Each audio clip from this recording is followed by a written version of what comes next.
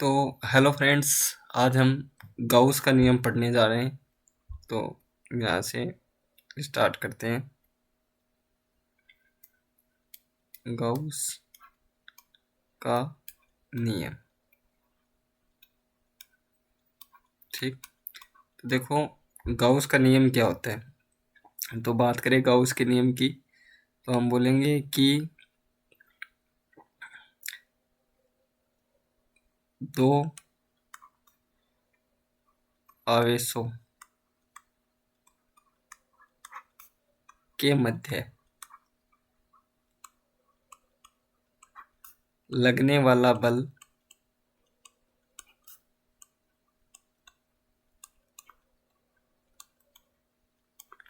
उन दोनों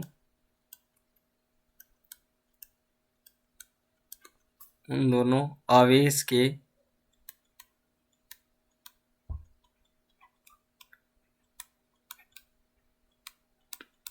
परिमाण के गुणनफल के समानुपाती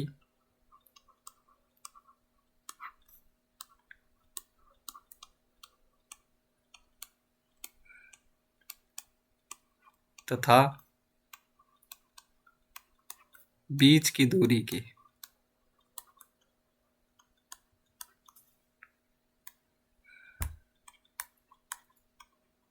के व्युत्क्रमानुपाती होता है।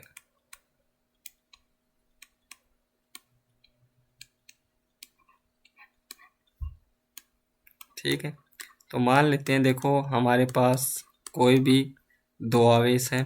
ठीक है, तो यहाँ पे हम देख लेते हैं कि हमारे पास दो आवेश है Q1 व Q2 तथा उनके बीच की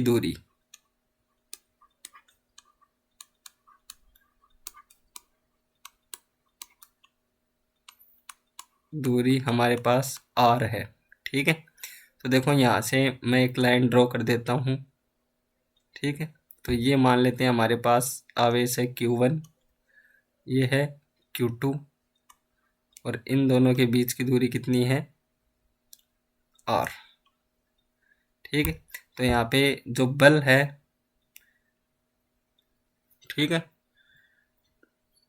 तो बल समानुपाती है किसके, Q1 Q2 अपॉन, या यहाँ से देख लेते हैं कि F समानुपाती है Q1 Q2 के और F समानुपाती है 1/R² के। तो ये समीकरण आपका 1 हो गया और ये 2 हो गया। तो समीकरण 1 व 2 से, ठीक है, तो यहाँ से क्या हो गया, F समानुपाती Q1 Q2 अपॉन R²।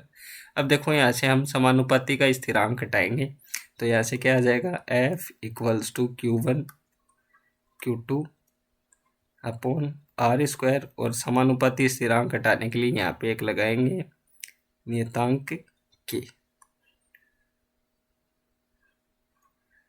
ठीक है, तो ये आपका हो गया कूलाम का नियम। अब देखो बात करते हैं कि यहाँ पे अपने पास जो के है, तो के क्या होता है, 1/4πε0। ठीक है, तो अब देखो जो अपने पास ε0 है, ठीक है, तो यहाँ से हम क्या लिख सकते हैं कि F बराबर होगा 1/4πε0 Q1 Q2 अपॉन R²। तो यहाँ पे हम डिस्क्राइब करें कि ε0 क्या है। तो ε0 क्या है, हमारे पास निर्वात की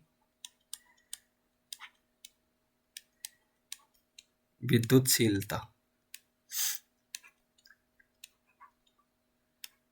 ठीक है, तो देखो ε0 का मान देखें तो यहाँ से ε0 बराबर अपने पास क्या हो जाएगा, 8.854 गुणा 10⁻⁻12।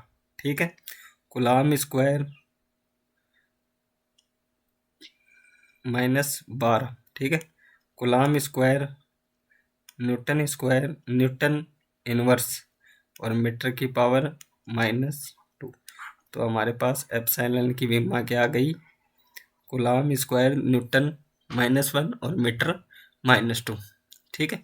अब देखो हमें यहाँ से बात करें के की, तो देखो के की यदि विमा निकालनी है तो 1/4 पाई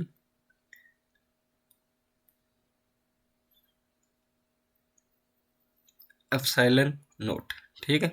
अब देखो एप्सिलॉन नोट है, 1/4 पाई है, तो इसकी तो कोई विमा होगी नहीं, तो यहाँ से क्या आ जाएगा,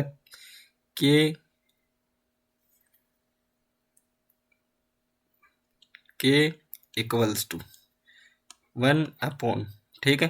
तो यहाँ पे हम एप्सिलॉन नोट की विमा लिख देते हैं कि कूलम्ब स्क्वायर, ठीक है, न्यूटन -1 और मीटर की पावर -2।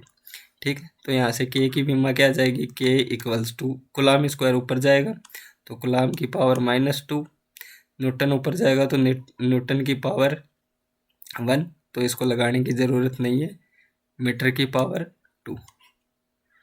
तो ये आ गया आपके पास के की विमा। ठीक है। अब देखो आगे हम बात करें,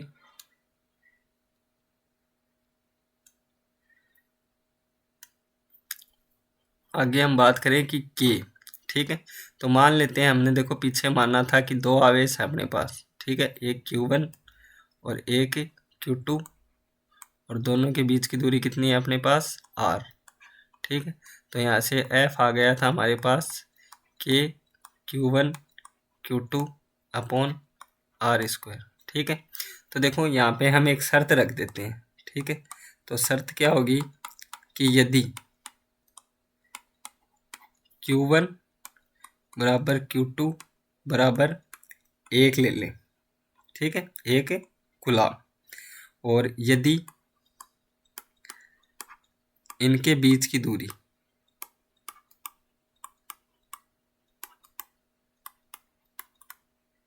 ठीक है, तो इनके बीच की दूरी कितनी है, मान लेते हैं 1 मीटर है। ठीक है। तो देखो यहाँ से अपने पास F जो बल है उसका मान कितना आता है, 9 गुणा 10 की पावर 9 न्यूटन। ठीक है।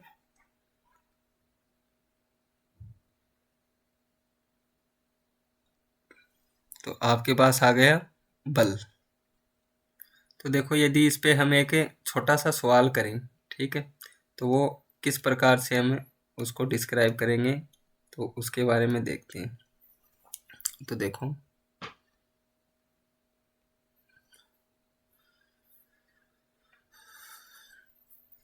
देखो मान लेते हैं कि आपके पास कोई एक क्वेश्चन दिया है कि एक कप जल में कितने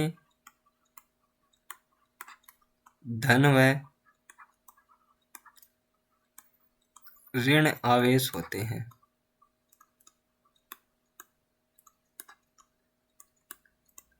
ठीक है। तो देखो सबसे पहले एक कप है अपने पास, तो मान लेते हैं हमें पता नहीं है कि कप में कितना पानी है, या हम इसको ऐसे मान सकते हैं कि माना कि एक कप जल का द्रव्यमान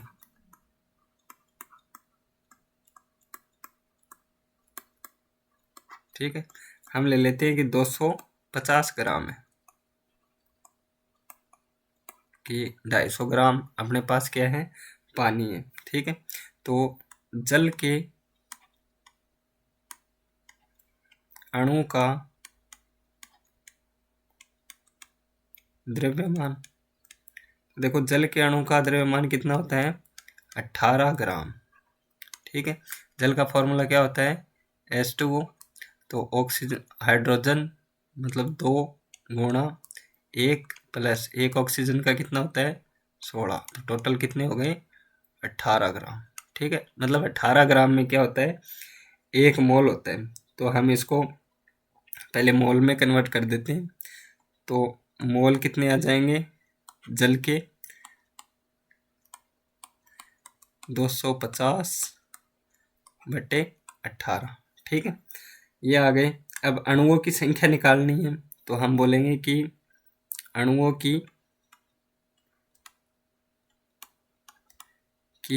संख्या, तो अणुओं की संख्या कितनी आ जाएगी, इसको अवोगाद्रो संख्या से क्या कर देंगे, गुणा कर देंगे। तो यहाँ से आ जाएगा 250/18 इंटू 6.02 इंटू 10⁻23। ठीक है, अब देखो कि हमें पता है कि H2O है, तो H2O है तो इसके पास 10 इलेक्ट्रॉन है। ठीक है, मतलब है ऑक्सीजन के पास कितने हैं 8 और हाइड्रोजन के पास कितने हैं 10। तो 10 ही इलेक्ट्रॉन है और 10 ही प्रोटॉन है। ठीक है, तो हम यहाँ पे क्या बोलेंगे कि आवेश का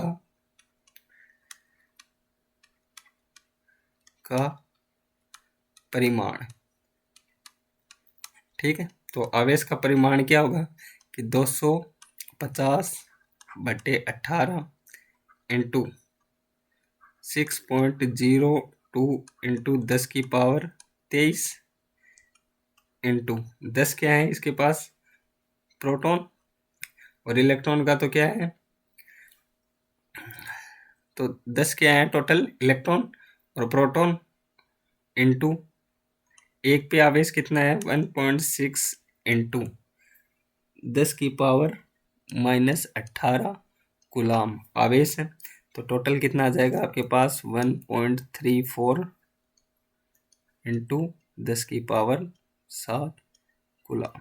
ठीक है, तो आज के लिए इतना ही, बाकी हम करते हैं अपनी नेक्स्ट वीडियो में। ठीक है, तब तक के लिए बने रहे कॉन्सेप्ट लर्निंग चैनल पे। तो हेलो फ्रेंड्स, पिछली वीडियो में हमने कूलाम का नियम सीख लिया था, तो आज हम देखेंगे कूलाम के नियम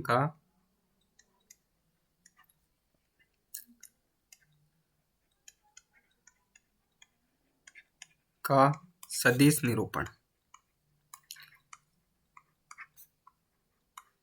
ठीक है, तो देखो हमने कूलाम के नियम में देखा था कि मान लेते हैं हमारे पास दो आवेश हैं, एक Q1 और एक Q2।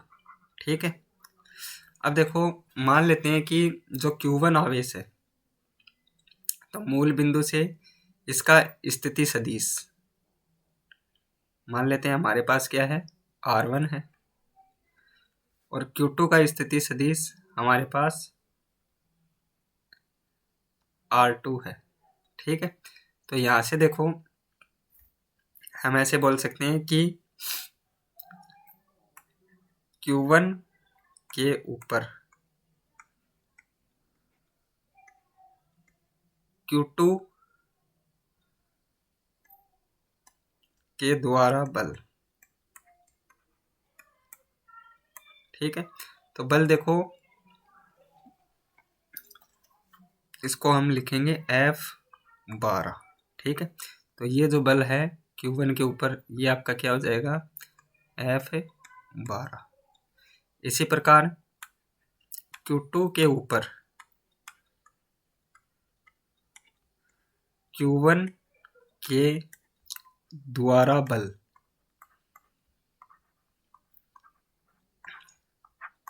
ठीक है, तो ये आपके पास क्या हो जाएगा F21। तो इसको मैं यहाँ से दर्शा देता हूँ F21। ठीक है, तो देखो Q1 और Q2 है, तो इसका स्थिति सदिश क्या हो जाएगा। ठीक है, तो यदि हम बात करें तो इसका स्थिति सदिश क्या हो जाएगा R21। ठीक है, बराबर R2 माइनस R1। ठीक है, अब देखो यदि हम बात करें कि हमारे पास जो दो आवेश हैं, ठीक है, तो देखो R जो आपके पास है R21। ठीक है, तो R21 क्या हो जाएगा R2 माइनस R1। ठीक है, इसी प्रकार R12, तो R12 क्या हो जाएगा, R1 माइनस R2। ठीक है, तो ये 1 से 2 की ओर जाते हुए और ये 2 से 1 की ओर। अब देखो दोनों की क्या है, हम यहाँ से क्या लिख सकते हैं कि R12 इक्वल्स टू माइनस बाहर ले लिया, तो यहाँ से क्या आ गया, R2 माइनस R1, या हम बोल सकते हैं R12 equals to minus R21। ठीक है, अब देखो हमें पता है कि कोई भी जो सदिश होती है, ठीक है, तो सदिश होती है तो उसका क्या होता है, मात्रक सदिश होता है। तो मात्रक सदिश होता है तो उसके लिए हम क्या करेंगे, कि यहाँ से लिखें कि R12 का एकांक सदिश, ठीक है, क्या होगा, R12 सदिश बटे R12। ठीक है, उसी प्रकार R21 का मात्रक सदिश क्या होगा, R21 अपॉन R21। अब देखो दोनों क्या एकांक सदिश, तो यहाँ से क्या लिख सकते हैं कि R, ये इनका क्या आ गया, परिमाण आ गया। ठीक है, तो R21 एकांक सदिश बराबर है किसके, R12 के। ठीक है, तो अब देखो कूलाम के नियम से हम क्या लिख सकते हैं कि F12 बराबर क्या होगा, 1/4 pi epsilon not Q1 Q2 upon R12 का स्क्वायर और R12 का मात्रक सदिश। ठीक है,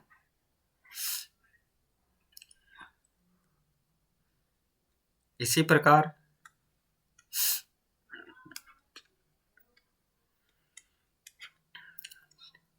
F21 क्या हो जाएगा, 1/4 pi epsilon not Q1 Q2 upon R21 का स्क्वायर और R21 का मात्रक सदिश।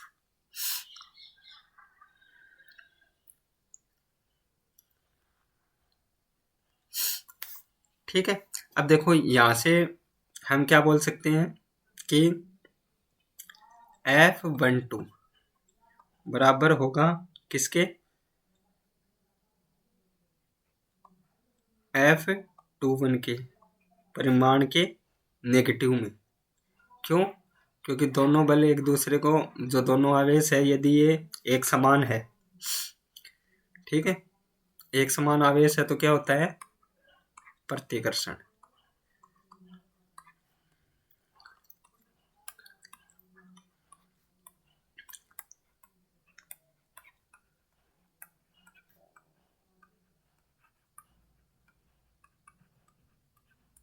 ठीक है, और उसी प्रकार विपरीत होने पर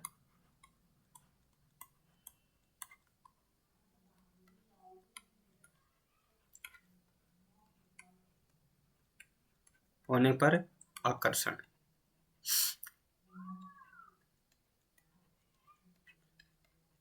ठीक है, अब यहाँ पे एक बात और ध्यान रखने की है कि Q1 और Q2, ठीक है, Q1 और Q2 का जो गुणनफल है वो हमेशा क्या होना चाहिए, 0 से बड़ा होना चाहिए।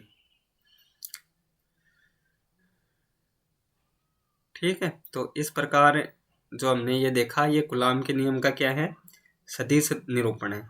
यदि मान लो कि एक से ज़्यादा आपके पास क्या है, भौतिक राशियाँ, ठीक है, मतलब एक से ज़्यादा क्या है आपके पास आवेश, तो हम सदिश को कैसे निरूपण करेंगे, Rn21 बराबर Rn12। ठीक है, तो ये बात भी क्या है हमें याद रखने की है। तो आज के लिए इतना ही, मिलते हैं नेक्स्ट वीडियो में। तो हेलो फ्रेंड्स, कल हमने जो है आवेशों के बारे में देख लिया था, तो आज हम आवेश को स्थानांतरण करने की विधियां देखेंगे। ठीक है, तो देखो आवेश स्थानांतरण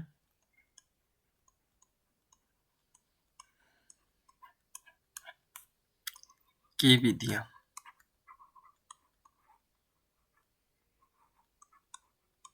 ठीक है, तो अब देखो इसमें जो पहली विधि है वो हम देख सकते हैं कि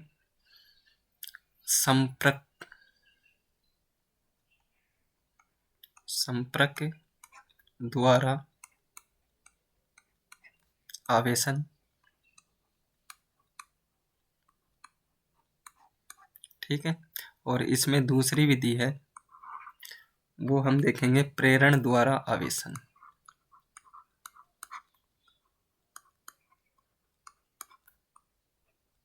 ठीक है, तो देखो सबसे पहले विधि की बात करते हैं कि संपर्क द्वारा आवेशन।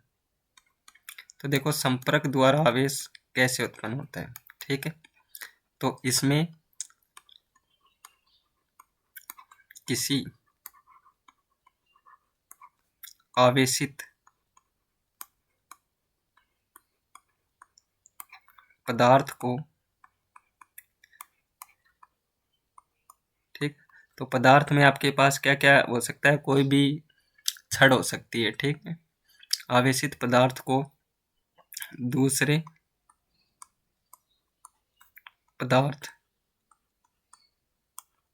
ठीक है, जो दूसरा पदार्थ है वो कैसा होना चाहिए आपका, धातु का हो सकता है, दूसरे पदार्थ के संपर्क में लाया जाता है।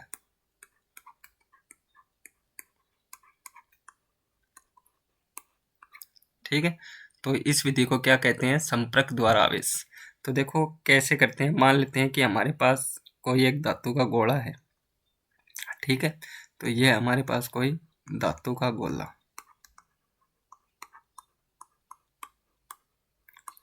हमने इसको किसी लकड़ी के स्टैंड पर लगा दिया है जो जमीन से छूती हुई है। अब हम क्या करेंगे कि इसके पास एक छड़ को लेके जाएंगे। ठीक है, अब देखो जो छड़ को लेके जाएंगे तो ये छड़ को क्या करेंगे, या पहले हम ऐसे देख लेते हैं कि जो छड़ को लेके गए हैं, ठीक है, ये क्या है, हमसे थोड़ा दूर है। ठीक है, तो दूर है तो मैं इसको इरेज कर देता हूँ। पहले मान लेते हैं हमारे पास ये छड़ है। ठीक है, तो छड़ को इसके पास लेके गए जिस पे कोई आवेश है, मान लेते हैं इस पे प्लस चार्ज है।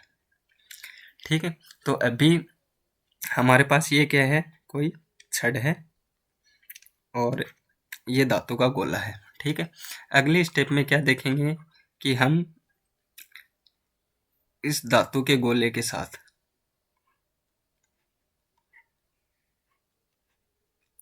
इस छड़ को क्या करते हैं, संपर्क में ले आएंगे।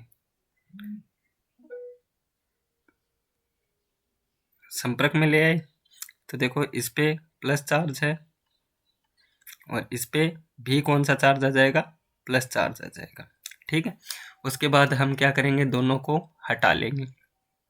तो हटा लेंगे तो ये तो हमारे पास क्या आ गई, छड़ रह जाएगी। ठीक है, और ये हमारे पास धातु का गोला,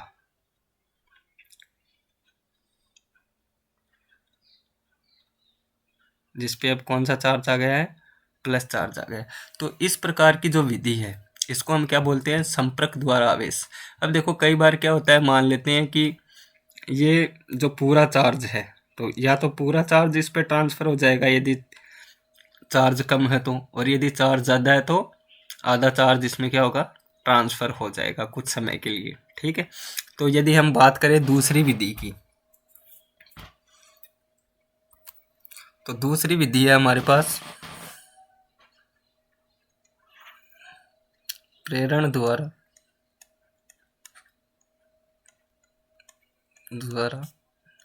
आवेशन। ठीक है, तो प्रेरण द्वारा आवेशन देखें तो देखो प्रेरण द्वारा क्या होता है कि इसमें किसी एक पदार्थ को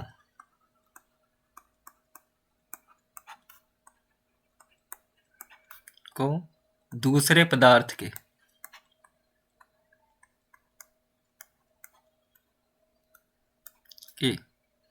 बिना संपर्क में लाए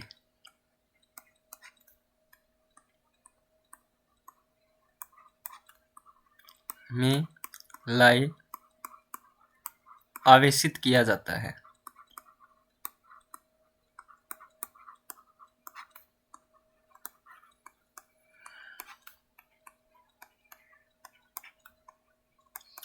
तो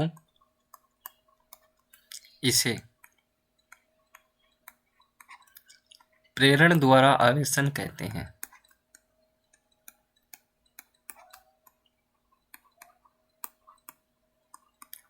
ठीक है, तो देखो इसको प्रेरण द्वारा आवेशन क्यों कहते हैं, तो मान लेते हैं कि हमारे पास दो गोले हैं। ठीक है, एक गोला ये है हमारे पास और दूसरा गोला ये है। ठीक है, दो गोले हैं जो क्या है,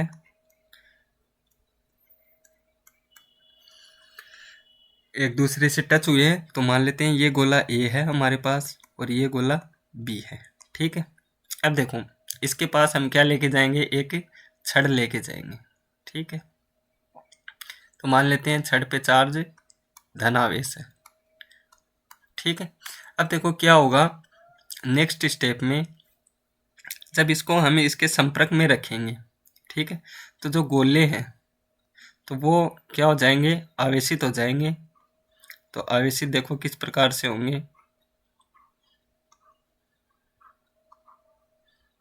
छड़ चुंबक है हमारी, सॉरी छड़ है हमारी।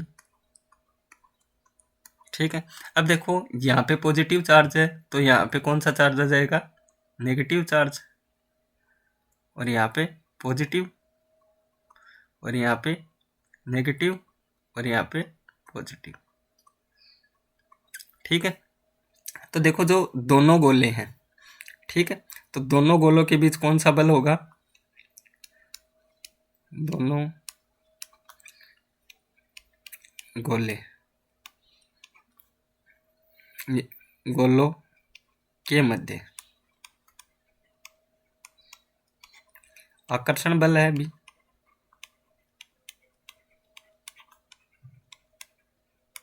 वह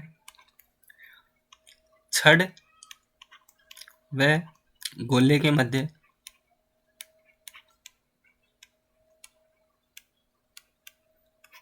भी कौन सा है, आकर्षण बल है।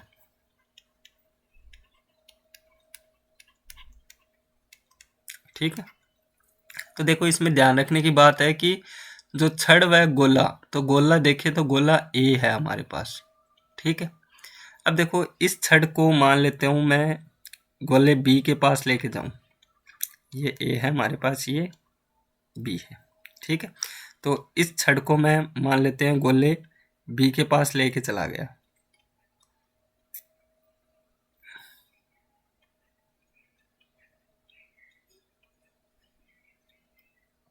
तो ये हमारे पास छड़ है।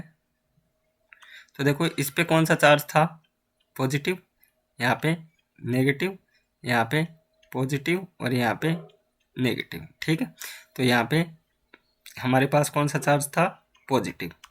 तो गोले बी ये ए है, ये बी है, और ये अपनी छड़ है। ठीक है, तो छड़ बी व सॉरी छड़ व गोले बी के मध्य कौन सा बल है? प्रतिकर्षण बल।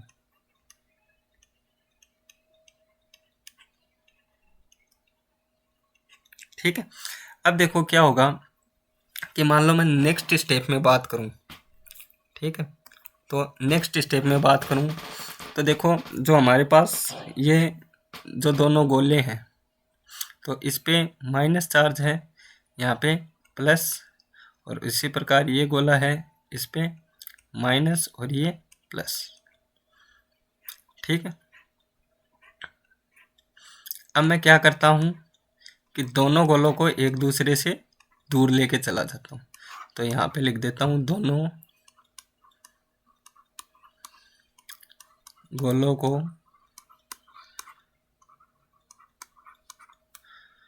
एक दूसरे से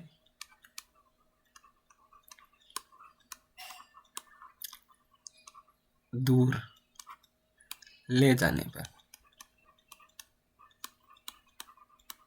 ठीक है, तो दोनों गोलों को एक दूसरे से दूर लेके जाऊंगा तो ये यहाँ पे क्या है माइनस और यहाँ पे प्लस, इसी प्रकार यहाँ पे क्या था माइनस और ये प्लस।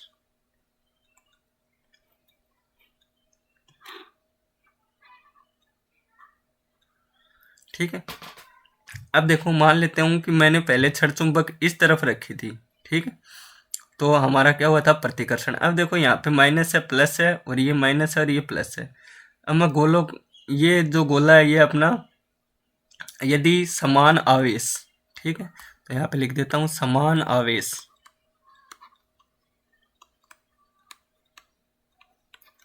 एक दूसरे की तरफ हो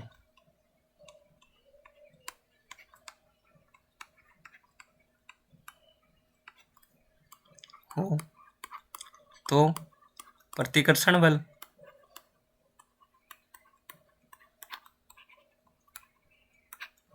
तथा यदि विपरीत आवेश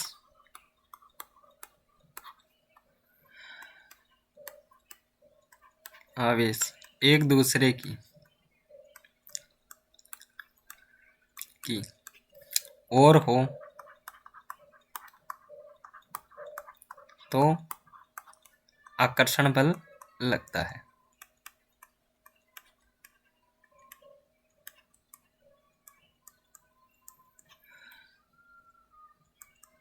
ठीक, तो ये हमारा हो गया प्रेरण द्वारा आवेशन। ठीक है, तो इस प्रकार से हम प्रेरण द्वारा आवेश और संपर्क द्वारा आवेश दोनों को क्या कर सकते हैं समझ सकते हैं। तो मिलते हैं नेक्स्ट वीडियो में, तब तक के लिए सीखते रहें। तो हेलो फ्रेंड्स, कल हमने कूलाम के नियम का सदिश निरूपण देख लिया था। ठीक है, तो आज हम देखते हैं देखो आवेश। ठीक है, आवेश के बारे में देखते हैं। ठीक है, तो आवेश के मूलभूत गुण।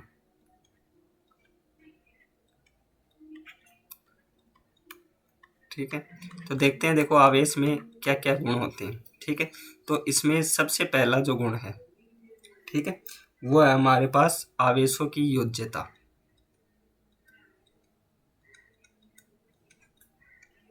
आवेशों की योज्यता। यदि बात करें दूसरे गुण की, तो दूसरा सबसे महत्वपूर्ण गुण है विद्युत आवेश का संरक्षण। ठीक है, और तीसरा मूलभूत गुण देखें तो है विद्युत आवेश का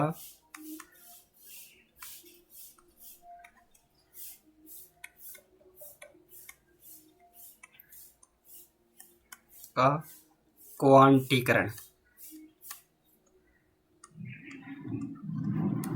ठीक है, तो देखो वन बाय वन हमें एक एक को देखते हैं। ठीक है, तो देखो पहला है अपने पास विद्युत आवेशों की योज्यता।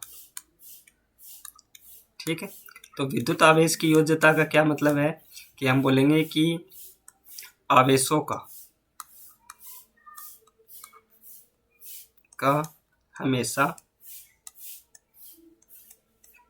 बीजगणितीय योग होता है।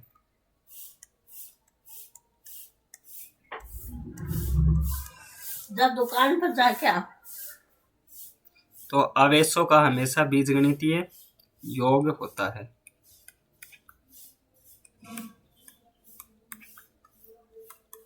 ठीक है, कैसे देखो इसको हम एक एग्जाम्पल की सहायता से समझते हैं।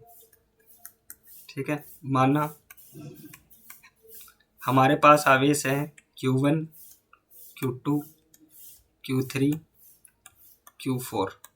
ठीक है, और ये है हमारे पास Qn तक आवेश है। ठीक है, तो देखो हम इसको क्या लिखेंगे कि जो टोटल आवेश है जिसको मैं कैपिटल Q बोल देता हूँ, तो ये क्या होगा आपके पास Q1 plus Q2 plus Q3 plus Q4 plus और Qn तक होगा। ठीक है, तो देखो यहाँ से हम और क्या बोल सकते हैं कि मान लेते हैं एक और एग्जांपल लिया कि हमारे पास जो Q1 है, ठीक है, Q1 का मान लेते हैं कि हमारे पास 1 कूलाम है +1। ठीक है, उसी प्रकार Q2 है, तो Q2 का मान हमारे पास कितना है, मान लेते हैं 2 कूलाम है। Q3 है, Q3 का मान हमारे पास कितना है, +5 कूलाम है। और Q4, तो Q4 का मान हमारे पास कितना है, -2 कूलाम। ठीक है, तो देखो यहाँ से हम टोटल Q काउंट करें तो Q बराबर क्या होगा, Q1 plus Q2 plus Q3 और प्लस Q4। ठीक है, तो यहाँ से हम यदि टोटल आवेश की बात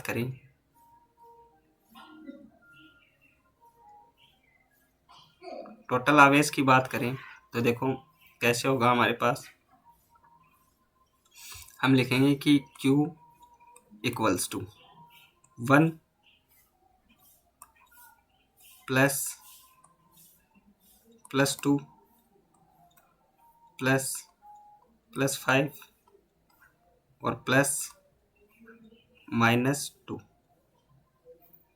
ठीक है, तो टोटल यहाँ से क्या आ जाएगा, Q equals two plus plus की संख्या आपस में जुड़ जाएंगी तो 5 और 2 7 और 1 8, तो 8 -2, तो Q इक्वल्स टू टोटल हमारे पास कितना आ जाएगा, 6 कूलाम। तो ये हो गया हमारा विद्युत आवेश की योज्यता। ठीक है, नंबर 2 पे देखते हैं हम आवेश का संरक्षण।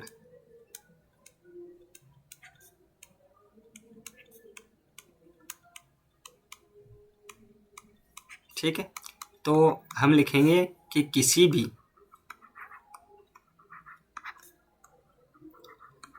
प्रक्रिया के अंदर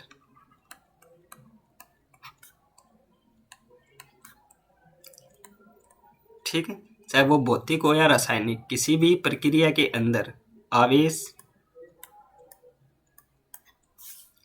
संरक्षित रहता है।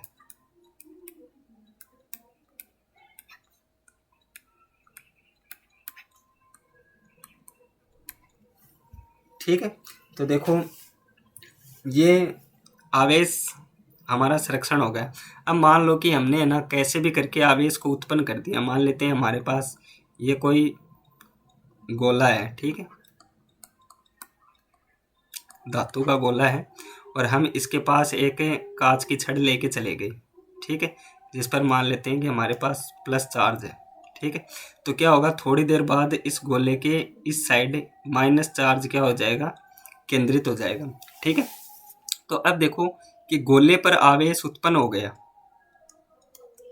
गोले पर आवेश क्या हो गया, उत्पन्न हो गया।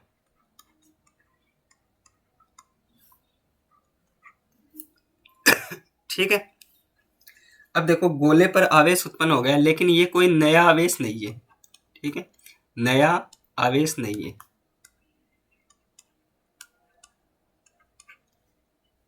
ये गोले के अंदर पहले से मौजूद था, जिसको हमने क्या कर दिया, उत्पन्न कर दिया। इसका मतलब आवेश को आप न तो बना सकते हो और न ही क्या कर सकते हो, नष्ट कर सकते हो, ठीक है। तो न तो बनाया जा सकता है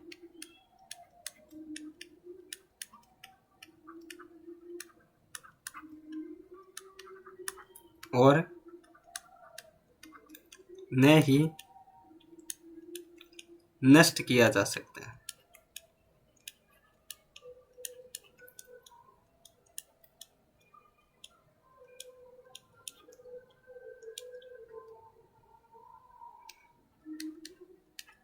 ठीक है।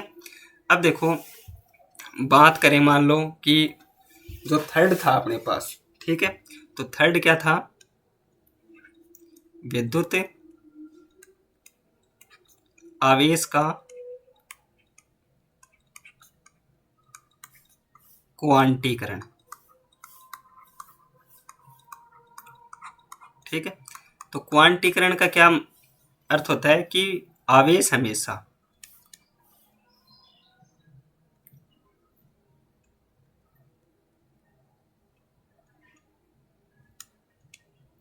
आवेश हमेशा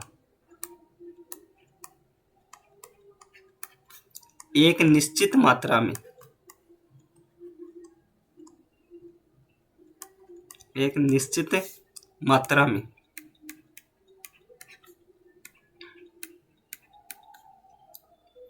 स्थानांतरित होता है।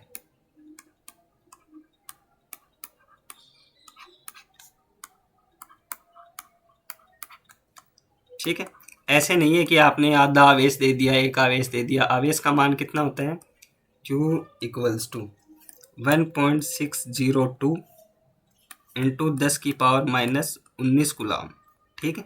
तो ये क्या होता है, आवेश का मान होता है, इलेक्ट्रॉन के आवेश का, ठीक है।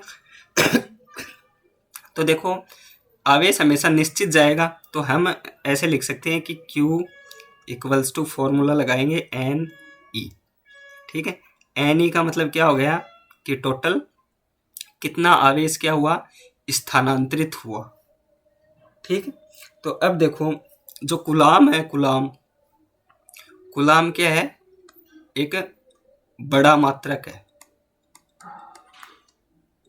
आवेश का, ठीक है।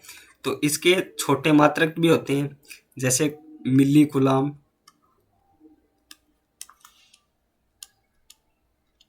ठीक है। तो मिली कूलम क्या होता है, 10⁻³ कूलम, ठीक है। जैसे माइक्रो कूलम,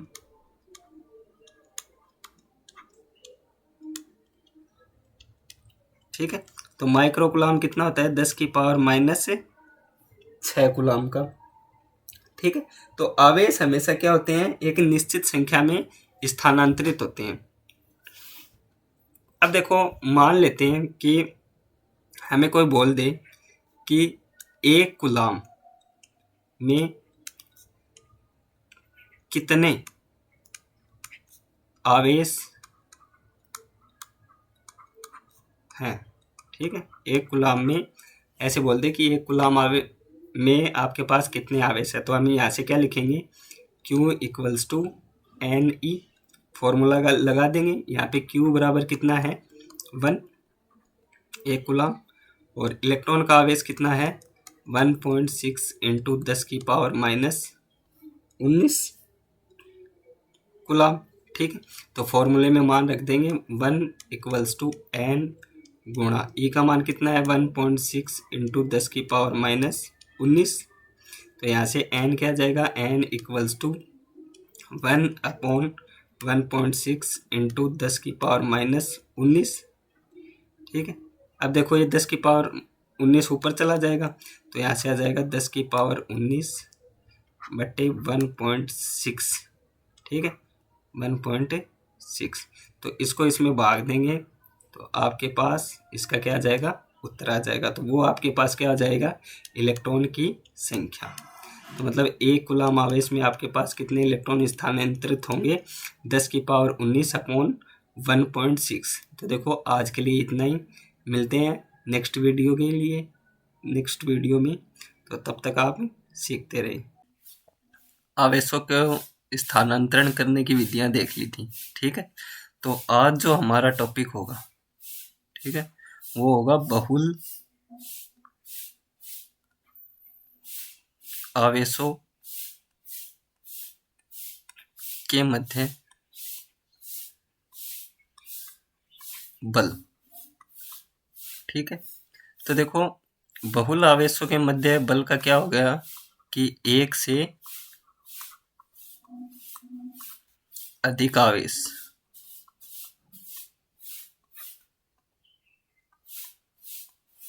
ठीक है, एक से अधिक आवेशों पर बल, ठीक। तो देखो इसकी गणना हम कैसे करेंगे। तो देखो मान लेते हैं कि हमारे पास कोई आवेश है Q1, ठीक है। तो जो हमारा ये मूल बिंदु मान लेते हैं O है, ठीक है। तो मूल बिंदु से जो आवेश है ये हमारा R1 दूरी पे है, ठीक है। उसी प्रकार मान लेते हैं कि हमारे पास एक आवेश है Q2 और दूसरा आवेश है Q3, ठीक है। तो देखो Q2 जो आवेश है इससे दूरी हम मान लेते हैं कि हमारी R2 है, और Q3 से हमारी जो दूरी है मूल बिंदु की वो कितनी है, R3 है, ठीक है। तो देखो Q1 से Q3 की दूरी, ठीक है, तो ये दूरी कितनी हो जाएगी, R13 सॉरी, और Q1 से Q2 की दूरी, तो ये कितनी हो जाएगी, R12, ठीक है। तो देखो Q3 के कारण Q1 पर जो बल लगेगा, ठीक है, उसकी डायरेक्शन ये होगी, ठीक है। तो उसको मैं बोल देता हूँ F13, मतलब 1 के ऊपर 3 के कारण बल, ठीक है। उसी प्रकार यदि इसकी देखें तो यहाँ से कितना हो जाएगा, F12, मतलब Q2 के कारण Q1 पर बल, ठीक है। अब देखो इन दोनों का जो परिणामी बल होगा वो ठीक इनसे बीच से होगा, ठीक है। तो उसको मैं डिनोट कर देता हूँ F1 से, ठीक है, और इनको मैं मिला देता हूँ। तो ये या तो सदिश का त्रिभुज नियम लगा सकते हो आप, या इसमें चतुर्भुज नियम लगा सकते हो, ठीक है। तो देखो हमारे पास यदि इसका टोटल बल देखेंगे तो F1 बराबर क्या हो जाएगा, F12 प्लस F13, ठीक है। तो यहाँ से हम डिस्क्राइब करें कि F12, ठीक है। तो देखो कूलाम के नियम से हमने पढ़ा था कि F क्या होता है, 1/4 पाई एप्सिलॉन नॉट, ठीक है। Q1 और Q2 बीच की दूरी R12 और इसका मात्रक सदिश R कैप लगा देते हैं, ठीक है।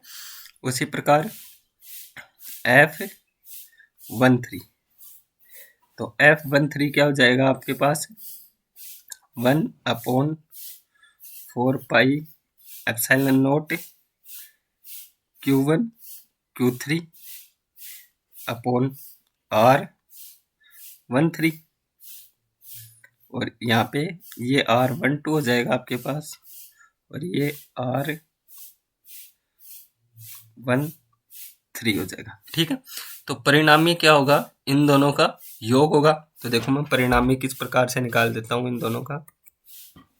यहाँ से हम लिखेंगे F1 equals to 1/4 pi epsilon naught, ठीक है, Q1 Q2 अपॉन R12 का मात्रक सदिश प्लस इसी प्रकार 1/4 pi epsilon not Q1 Q3 upon R13 और R13 का मात्रक सदिश।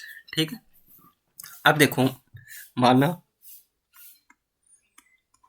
हमारे पास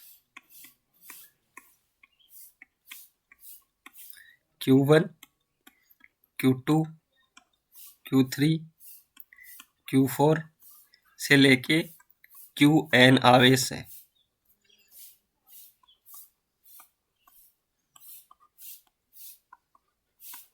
तब बल क्या होगा, सभी का योग। तो यहाँ से लिखता हूँ मैं F equals to F1 plus F2 plus F3 plus F4 और प्लस Fn। ठीक है, तो देखो यहाँ से मैं क्या लिख सकता हूँ कि F इक्वल्स टू, ठीक है, क्या होगा 1/4 pi epsilon naught Q1 Q2 upon R12 और R12 का मात्रक सदिश plus 1/4 pi epsilon naught Q1 Q3 upon R13 का मात्रक सदिश प्लस 1/4 पाई एप्सिलॉन नोट, ठीक है, Q1 Q4 अपॉन R14 और R14 का मात्रक सदिश। इसी प्रकार जो एनवा है आपके पास तो उसका क्या हो जाएगा 1/4 pi epsilon naught Q1 Qn upon R1n और R1n का मात्रक सदिश। ठीक है, तो देखो यहाँ से मैं देखता हूँ कि इसमें 1/4 पाई एप्सिलॉन नोट Q1 सभी में क्या है, कॉमन है। ठीक है, तो कॉमन है तो मैं इसको क्या कर लेता हूँ, अलग कर लेता हूँ। तो देखो कैसे करूँगा, यहाँ पे लिखूँगा F equals to 1/4 pi epsilon naught Q1 मैंने क्या ले लिया बाहर, तो यहाँ से क्या आ जाएगा Q2 R12 और R12 का मात्रक सदिश प्लस Q3 R13 का मात्रक सदिश प्लस Q4 R14 का मात्रक सदिश। इसी प्रकार एन वा क्या आ जाएगा Qn अपॉन R1n और R1n का मात्रक सदिश। ठीक है, अब देखो यदि मैं बात करूं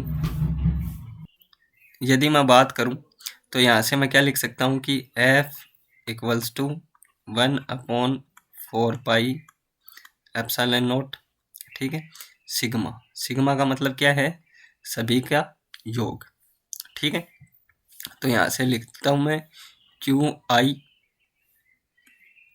अपॉन R1I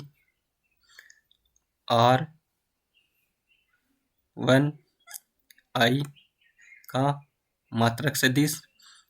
ठीक है, तो आपके पास क्या आ गया कि मैंने ये देखो कैसे लिखा।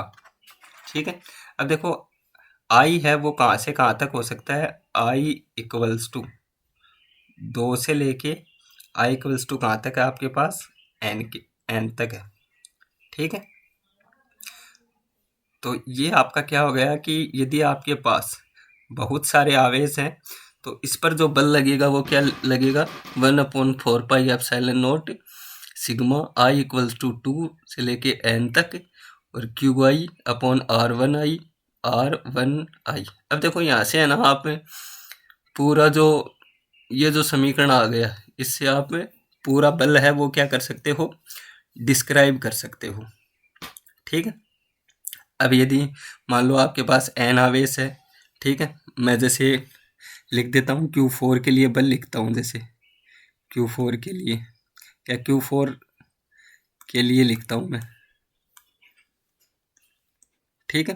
तो Q4 के लिए क्या हो जाएगा, F equals to 1/4 pi epsilon naught sigma I बराबर 2 से लेके 4 तक, क्योंकि n का मान कितना आपके पास 4, तो Q4/Q14 और R14, ठीक है।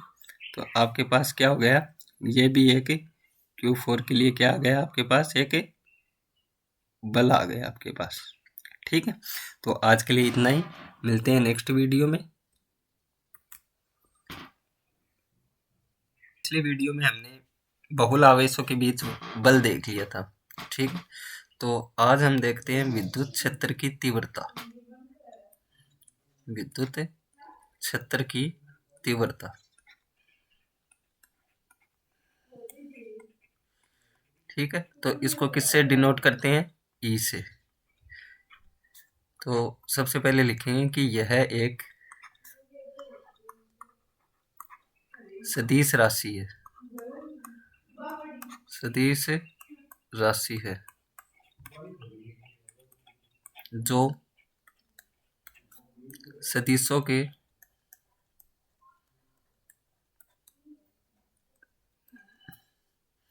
त्रिभुज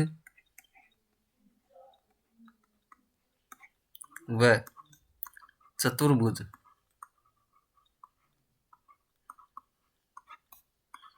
के नियमों का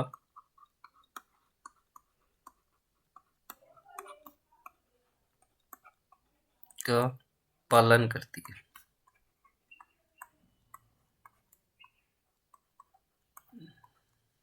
ठीक है। तो देखो, मान लेते हैं कि हमारे पास कोई आवेश है, ठीक है। मैंने मान लिया कि Q कोई आवेश है, ठीक है।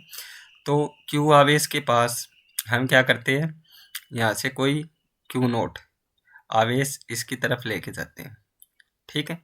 मान लेते हैं R दूरी पे है ये, तो इसके बीच एक बल लगता है, बीच बल लगता है,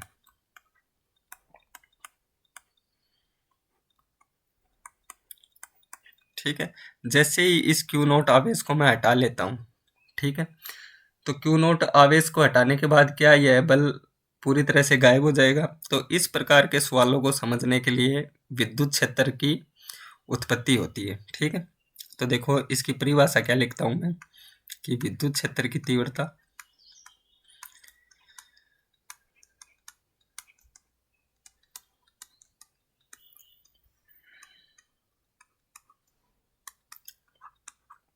ठीक है। तो हम लिखेंगे कि यदि किसी आवेश के पास अन्य परीक्षण आवेश, ठीक है, जिसे हम Q नोट से व्यक्त करते हैं, परीक्षण आवेश Q नोट ले जाने पर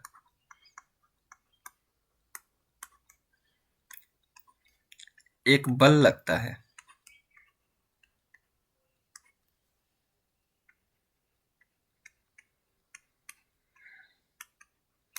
यह बल ही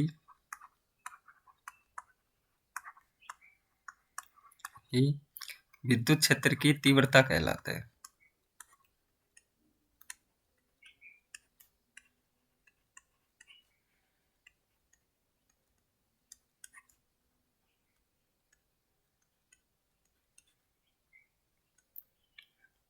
तीव्रता कहलाता है, ठीक है। तो देखो मैं इसको नेक्स्ट स्लाइड में देखता हूँ कि मान लेते हैं कि देखो हमारे पास ये कोई आवेश Q1 है, ठीक है। हम इसके पास कोई इसके प्रभाव क्षेत्र में Q नोट आवेश रखते हैं, ठीक है, जिन दोनों के बीच की दूरी कितनी है, R है, ठीक है। तो यहाँ से लगने वाला बल बोल दो, या ऐसे मान लो कि विद्युत क्षेत्र की तीव्रता E इक्वल्स टू क्या आ जाएगा आपके पास, F अपॉन Q। ठीक है, Q1 पे लग रहा है, तो F अपॉन Q ये क्या हो गया, यहाँ से फॉर्मूला हो गया हमारे पास। या इसको हम लिमिट की फॉर्म में लिखें तो E equals to limit Q tends to 0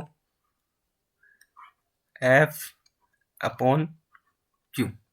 ठीक है, तो देखो यहाँ से मैं कूलाम का नियम लगा देता हूँ। तो कूलाम के नियम से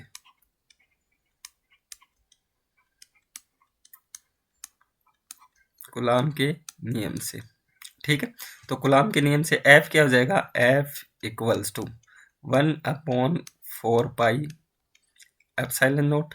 ठीक है, Q1 Q naught upon R square.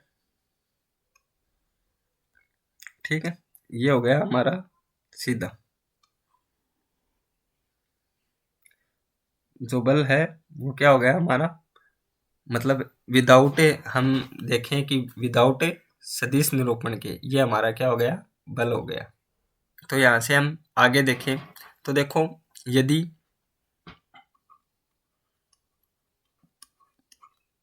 Q note equals to हम 1 रख दें, 1 क्यों, क्योंकि ये एकांक आवेश है, तो या तो हम इसको बोल दें कि एकांक आवेश,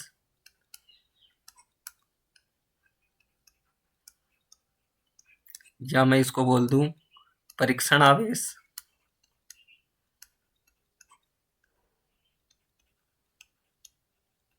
या मैं इसको बोल दूं बिंदु आवेश। तीनों एक ही बात है। ठीक है, तो देखो यहाँ से आगे चलते हैं, तो यहाँ से अपने पास क्या हो जाएगा कि E इक्वल्स टू,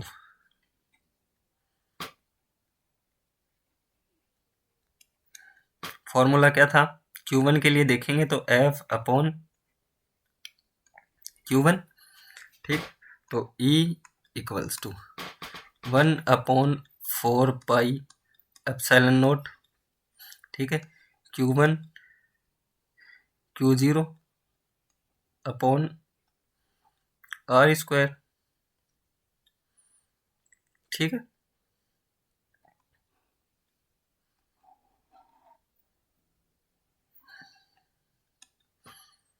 अब देखो यहाँ से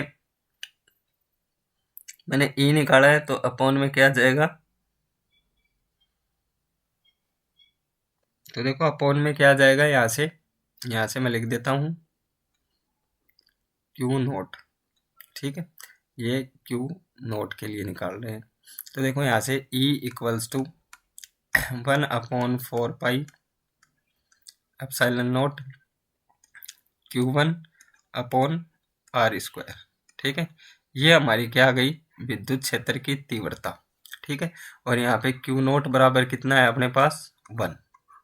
ठीक है, तो इस प्रकार हम जो विद्युत क्षेत्र की तीव्रता है उसको क्या कर सकते हैं, डिस्क्राइब कर सकते हैं। ठीक है, अब देखो जो बल है, यहाँ से हम देख सकते हैं कि E है, या हम बोल सकते हैं कि जो बल है F वो समानुपाती किसका होता है, Q के समानुपाती होता है। ठीक है, और हमारे पास आ गया है कि E equals to F upon Q। ठीक है, तो यहाँ से क्या जाएगा अपने पास कि F equals to Q E. ठीक है, तो आपके पास F equals to Q E, ये भी आपके पास क्या है, विद्युत क्षेत्र की तीव्रता का एक फॉर्मूला हो गया। ठीक है, तो आज के लिए इतना ही, मिलते हैं नेक्स्ट वीडियो में। हेलो फ्रेंड्स, आज हम सीखेंगे कि द्विध्रुव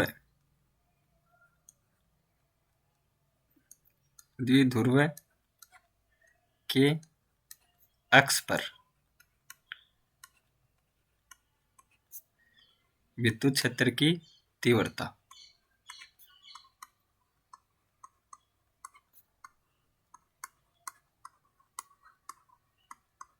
ठीक है। तो देखो मान लेते हैं हमारे पास ये कोई विद्युत द्विध्रुव है, ठीक है। तो यहाँ पे मान लेता हूँ माइनस क्यू आवेश है, यहाँ पे प्लस क्यू आवेश है। ये दोनों का ओरिजिन पॉइंट O है और दोनों के बीच की दूरी कितनी है 2a, ठीक है। और यहाँ पे हमें कोई बिंदु P है, ठीक है। तो कोई बिंदु P पर हमें विद्युत क्षेत्र की तीव्रता ज्ञात करनी है। तो प्लस क्यू आवेश के कारण विद्युत क्षेत्र की तीव्रता P से दूर, तो E प्लस क्यू बोल देता हूँ मैं। और माइनस क्यू के कारण विद्युत क्षेत्र की तीव्रता की ओर, तो E माइनस क्यू बोल देता हूँ। तो कुल विद्युत क्षेत्र की तीव्रता क्या होगी, E equals to E plus Q plus E minus Q. तो इसको मैं समीकरण नंबर 1 देता हूँ, ठीक है। तो यहाँ से लिखेंगे E प्लस क्यू। तो E क्या होता है 1/4 पाई एप्सिलॉन नॉट, ठीक है, क्यू अपॉन, तो देखो R होता है, तो मैं मान लेता हूँ ये जो दूरी है बिंदु P से लेके O तक की दूरी, ये हमारे पास कितनी है R। तो प्लस क्यू आवेश अपना यहाँ तक है, तो यहाँ से क्या लिखूँगा R माइनस A का होल स्क्वायर। तो ये हो गया अपने पास समीकरण number 2। E minus Q, E minus Q, तो देखो माइनस क्यू के कारण जो विद्युत क्षेत्र की तीव्रता है वो दूर है, तो ये 1/4 pi epsilon naught Q upon R plus A का होल स्क्वायर। तो ये हो गया हमारे पास समीकरण 3, ठीक है। अब देखो समीकरण 2 व 3 से मान हम कहाँ पे रखेंगे समीकरण 1 में। तो देखो मैं इसको नेक्स्ट स्लाइड में बताता हूँ आपको। समीकरण 2 व 3 से मान समीकरण 1 में रखने पर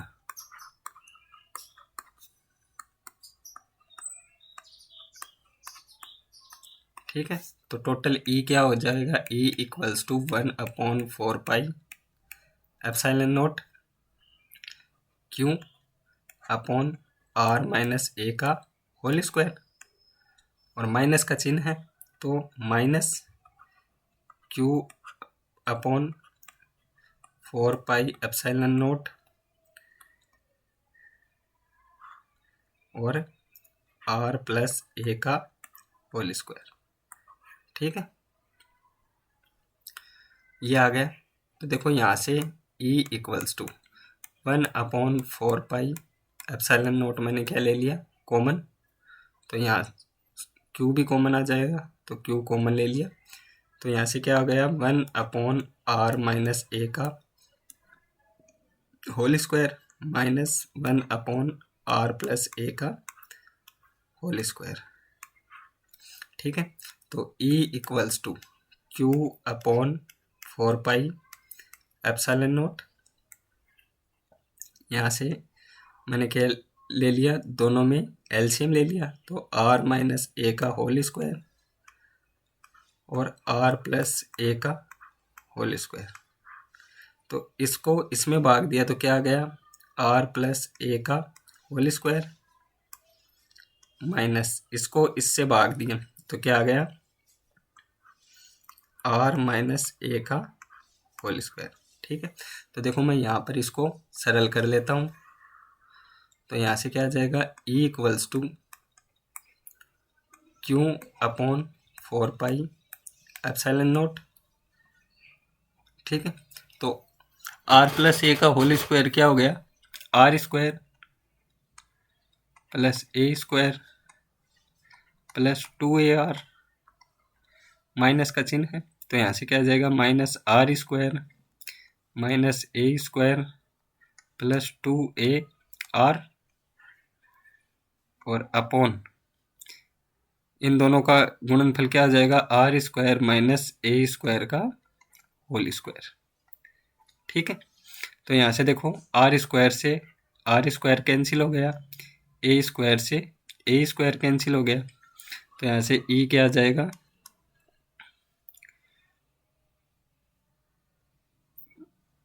क्यू इंटू 2 और 2 4, तो 4a R upon 4 pi epsilon naught R square minus A square का होल स्क्वायर।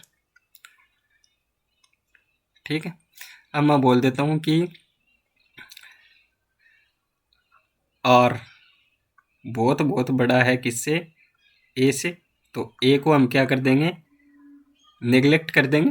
ठीक है, तो नेग्लेक्ट कर देंगे तो देखो नेक्स्ट स्लाइड में क्या बन जाएगा अपने पास, या मैं इसको थोड़ा आगे कर देता हूँ, तो यहाँ से क्या हो जाएगा, ये हो जाएगा E equals to Q into 4a R upon 4 pi epsilon naught into R की पावर 4। तो देखो एक आर से एक आर कट जाएगा, तो यहाँ पे लिख सकता हूँ मैं E equals to 2q into A, R हट गया अपना, और upon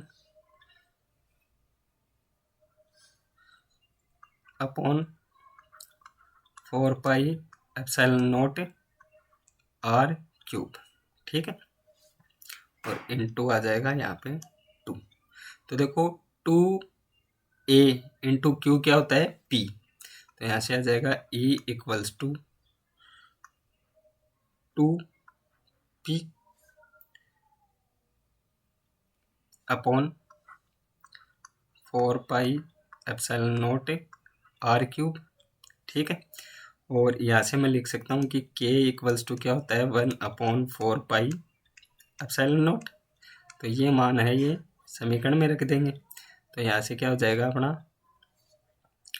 E equals to K P upon R cube 2kp। ठीक है, तो ये क्या आ गई, अक्ष पर हमारी विद्युत क्षेत्र की तीव्रता। ठीक है, तो आज के लिए इतना ही, मिलते हैं नेक्स्ट वीडियो में, तब तक के लिए सीखते रहें। Thank you. द्विध्रुव के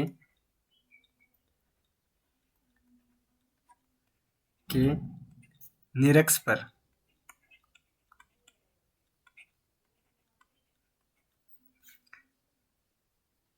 विद्युत क्षेत्र की तीव्रता।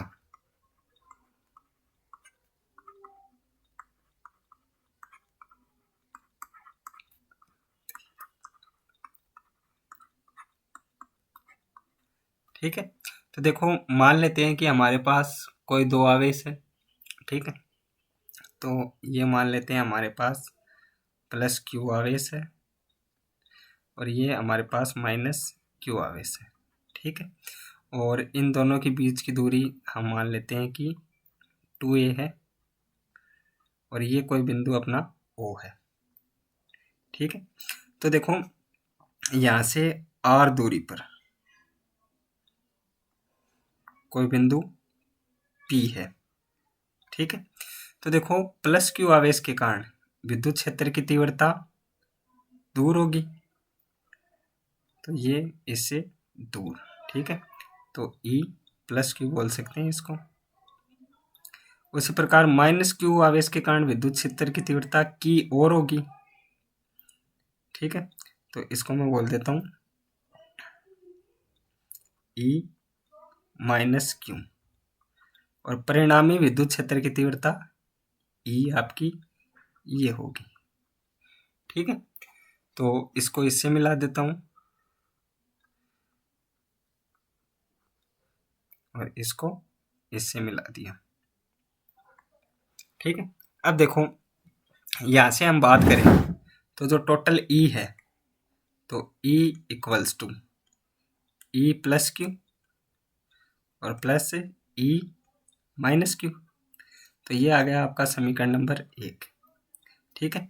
तो यहाँ से मैं डिस्क्राइब करूँगा कि ई प्लस क्यू और इनटू आ जाएगा इसमें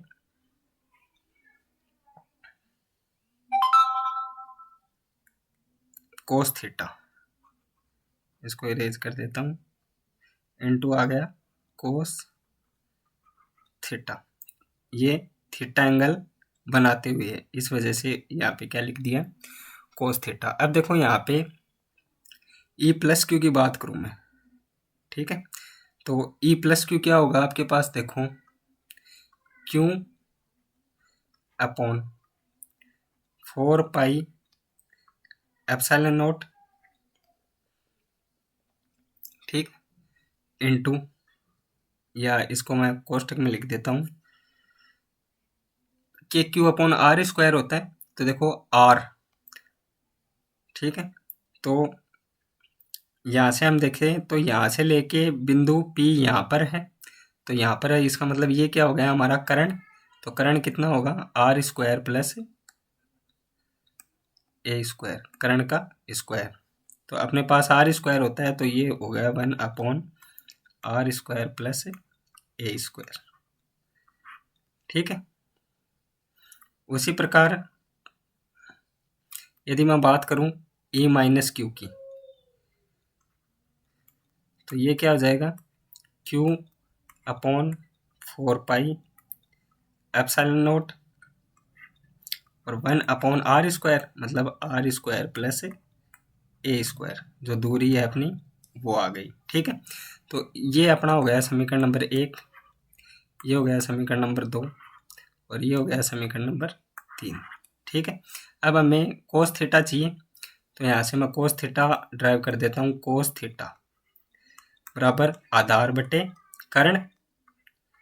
तो आधार कितना है अपने पास ए, और कर्ण कितना है r² प्लस a² की पावर 1/2, ठीक है। तो ये हो गया अपना समीकरण नंबर 4। तो देखो हम क्या करेंगे, समीकरण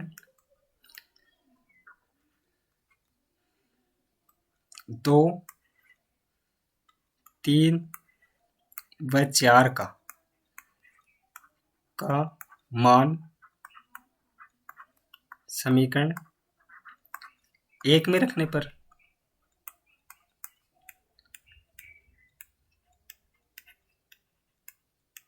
ठीक है। तो यहाँ पे मैं 1 में रख दूंगा। तो 1 में रखूंगा तो देखो यहाँ से क्या हो जाएगा अपने पास कि जो ई है, तो ई क्या हो जाएगा, Q upon 4 pi epsilon not 1/r² plus a square, ठीक है, और plus Q upon 4 pi epsilon not 1/r² plus a square, और इसको कोष्टक में क्या कर दिया बंद, और इनटू कोस थीटा का मान रख देता हूँ क्या है, ए upon r² plus a square की पावर 1/2, ठीक है। तो देखो ई बराबर यहाँ से क्या आ जाएगा अपने पास कि 1 और 1 जुड़ के कितना हो जाएगा 2, तो यहाँ पे लिखूंगा मैं 2QA upon r² plus a square, और इनटू में क्या है अपने पास 1/r² प्लस ए स्क्वायर की पावर 1/2, ठीक है। अब देखो इसको मैं क्या लिख सकता हूँ, E इक्वल्स टू 2QA, ये क्या हो जाता है अपना P, तो P अपॉन ये हो गया r² प्लस ए स्क्वायर की पावर 3/2, ठीक है। अब देखो यहाँ से मैं लिख देता हूँ कि P equals to 2A into Q, यह हो गया आपका P का मान। अब देखो R बहुत बहुत ज़्यादा है किससे, ए से, तो हम इसको क्या कर देंगे, ए को निरस्त, तो E equals to P upon are square की पावर 3/2, तो 2 से 2 कैंसिल आउट, तो यहाँ से ई इक्वल्स टू क्या आ जाएगा, पी अपॉन आर की पावर 3। और यहाँ पे देखो मैंने एक छोड़ दिया, 1/4 पाई एप्सिलॉन नॉट, ठीक है, तो इसको मैं लिख देता हूँ के, यहाँ पे क्या लिख देता हूँ, के, सीधा ही इसका मान क्या लिख देता हूँ, के, ठीक है, तो यहाँ से क्या आ जाएगा, के पी अपॉन आर की पावर 3, ठीक है। तो एक बात बताओ, देखो ये कितनी आ गई, अपनी निरक्स पे आ गई, और वो कितनी आ गई, अपनी एक्स पे आ गई, ठीक है। तो मैं यदि यहाँ से देखूं तो मैं बोलूँ कि एक्स व निरक्स की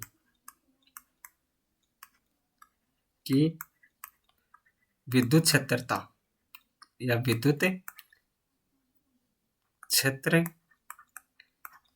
की तीव्रता का अनुपात, ठीक है, तो अनुपात निकालेंगे, तो बताओ एक्स की कितनी होती है, 2 के पी अपॉन आर क्यूब, और अपॉन निरक्स की कितनी है, के पी अपॉन आर क्यूब, तो के पी से के पी कैंसिल आउट, R3 से R3, तो यहाँ से कितना आ गया, 2:1, ठीक है। तो ये होता है एक्स और निरक्स की विद्युत क्षेत्रता का अनुपात। तो आज के लिए इतना ही, मिलते हैं नेक्स्ट वीडियो में, तब तक के लिए बने रहें, थैंक यू। टॉपिक कि एक समान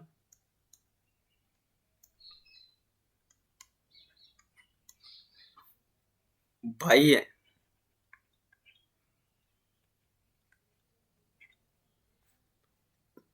विद्युत क्षेत्र में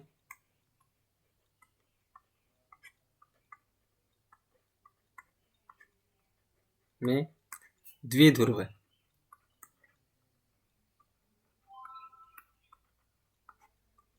ठीक। तो देखो हम मान लेते हैं कि हमारे पास कोई एक द्विध्रुव है, ठीक है, जो इस प्रकार से है, मान लेते हैं। तो यहाँ पे अपने पास आवेश है -q, यहाँ पे अपने पास आवेश है +q, ठीक है।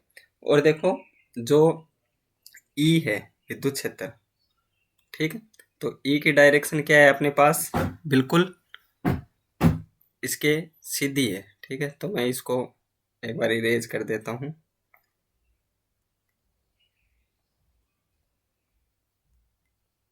तो जो ई है, तो ई की डायरेक्शन हमारे एकदम से सीधी है, ई, ठीक है। तो देखो मान लेते हैं ये यहाँ से कोई थीटा कोण है, ठीक है, तो थीटा कोण पर ये क्या लगता है अपने पास, बल आघूर्ण, ठीक है। तो बल आघूर्ण मैं बोल देता हूँ पी है, जिसकी डायरेक्शन अपने पास ये है, ठीक है। तो देखो यहाँ पे क्या हो गया कि, तो देखो यहाँ से हम देखें तो यहाँ पे एक बल लगता है, ठीक है, कौन सा बल लगता है, क्यू ई, जिसकी डायरेक्शन ये होती है, और उसी प्रकार इस साइड एक बल लगता है, ठीक है, तो ये होता है आपका -QE, ठीक है। तो देखो हम यदि सीधी सी बात करें बल आघूर्ण, ठीक है, तो बल आघूर्ण, तो बल आघूर्ण को किससे डिनोट करते हैं, टो से, ठीक है। तो बल आघूर्ण टो क्या होता है, टो इक्वल्स टू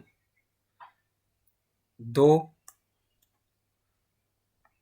प्रति समांतर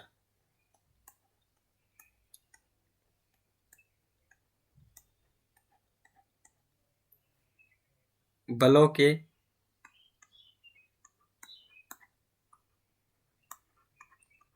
बीच की दूरी,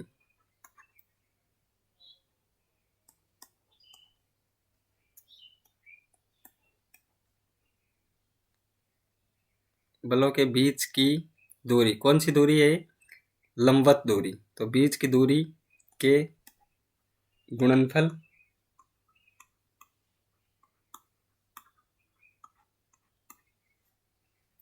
ठीक है। या हम इसको बोल देता हूं मैं कि बल युग्म की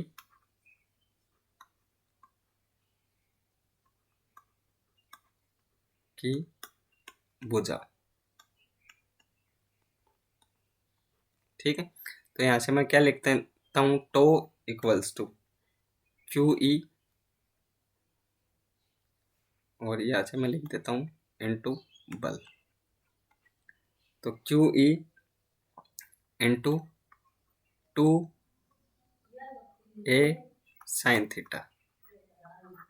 ठीक है, तो यहाँ से देखो 2a इंटू क्यू, ये क्या हो जाता है अपने पास p, तो टो इक्वल्स टू, इसको मैं लिख देता हूँ p गुणा ई। साइन थीटा क्या है, सदिश गुणनफल को जब हम अदिश गुणनफल में कन्वर्ट करेंगे तो क्या आ जाएगा, tau equals to P E sine theta. ठीक है, तो हम इसको ऐसे क्या कर सकते हैं, डिनोट कर सकते हैं। तो अब देखो, तो यहाँ से क्या आ गया, tau equals to P E sine theta. अब हम देखते हैं विशेष स्थितियां।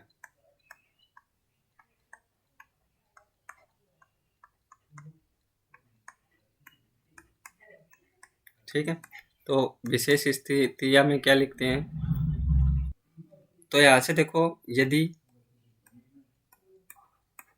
थीटा बराबर 0 डिग्री है तो टो भी क्या होगा आपके पास, टो भी क्या होगा 0। और यदि थीटा बराबर 90 डिग्री है तो टो बराबर भी क्या होगा पीई। ठीक है, तो टो का क्या मान प्राप्त हुआ, मैक्सिमम, और ये जो मान है ये क्या है आपका मिनिमम। ठीक है, अब देखो कि जो टो आ गया पीई, तो इनके बीच में जो भी होगा कोई भी कोण, तो वो मान हमेशा पीई से क्या आएगा, कम ही आएगा।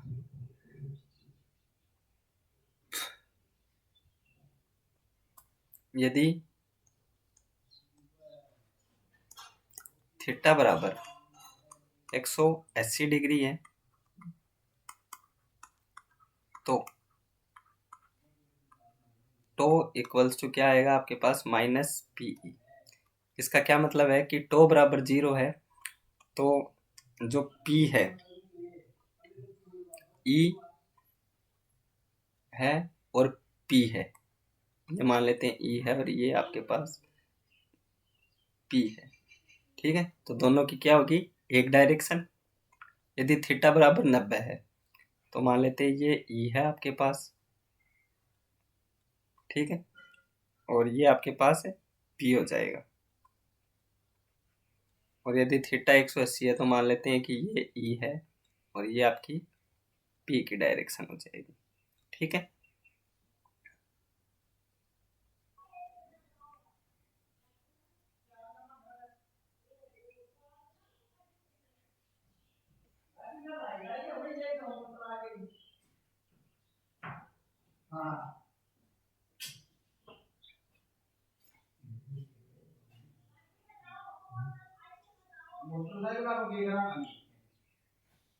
मोटरसाइकिल पे आ रहा है, छोड़ दूं कर दिया आगे गाड़ी वाला चले वहां मोरा के छोड़ेंगे तो बात लेके देख जाएगा।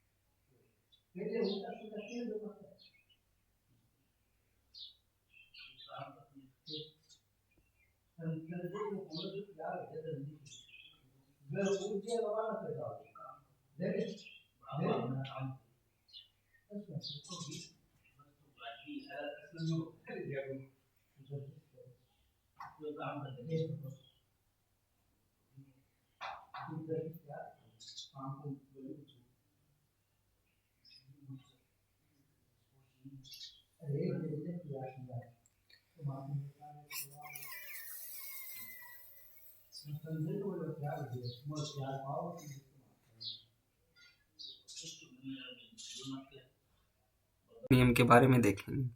ठीक है, तो मैं लिखता हूँ गाउस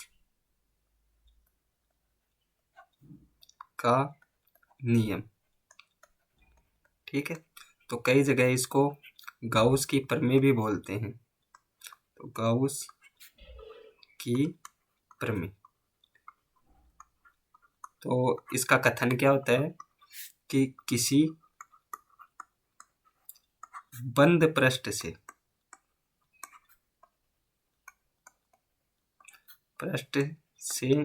निर्गत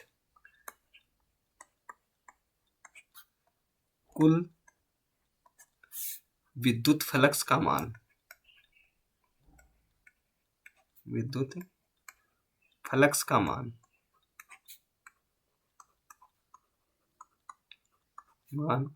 उस बंद पृष्ठ में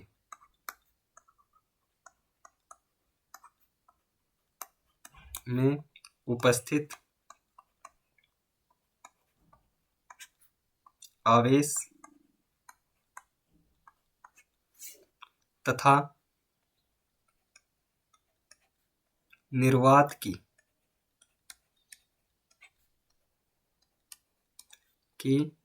विद्युतशीलता के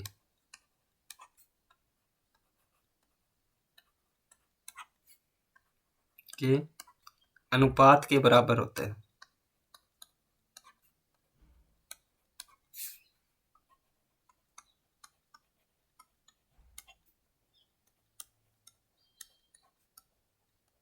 ठीक है, तो मैं मान लेता हूं कि अपने पास ये कोई एक गाउसीय पृष्ठ है। ठीक है, तो यहाँ पर देखो, ये एक, मैं यहाँ पे गोला बना लेता हूँ कि मान लेते हैं यहाँ से हमें विद्युत क्षेत्र है, ठीक है, या फ्लक्स है, वो कितना निकलेगा। तो देखो यहाँ पे मान लेते हैं कोई बिंदु O है हमारे पास, और ये जो एरिया है,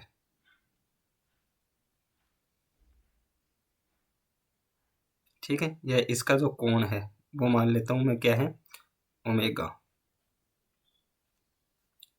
और यहाँ पे कोई बिंदु P है,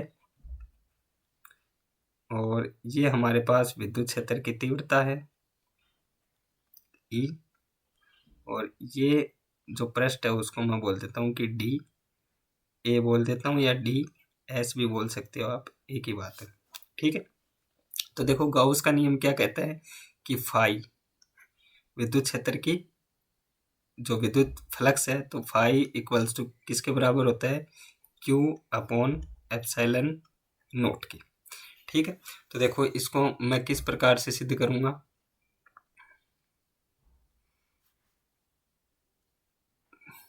तो देखो यहां से मैं क्या लिख सकता हूं कि E है, तो E है वो हमारा क्या होगा, 1/4 पाई एप्सिलॉन नोट। ठीक है, क्यू अपॉन आर स्क्वायर। ठीक है, तो ये क्या है अपना R, Q upon are square into, ठीक है, या हम यहाँ से एक देख लेते हैं कि जो फ्लक्स होता है फाई, तो फाई इक्वल्स टू क्या होता है, ई डॉट, मैं इसको डी ए मान लेता हूँ, तो थोड़े से पृष्ठ निकला डी ए, तो मैं इसको बोलूँगा क्या, डी फाई। ठीक है, तो 1/4 pi epsilon naught Q upon are square, तो यहाँ से मैं लिखूंगा कि d phi equals to E dot को हटाऊंगा तो डी ए, और क्या गया, कोस थीटा। तो ये मान लेता हूँ कि मैं अपने पास समीकरण नंबर 1 है और ये समीकरण नंबर 2 है। ठीक है, तो देखो समीकरण एक से मान समीकरण दो में रखने पर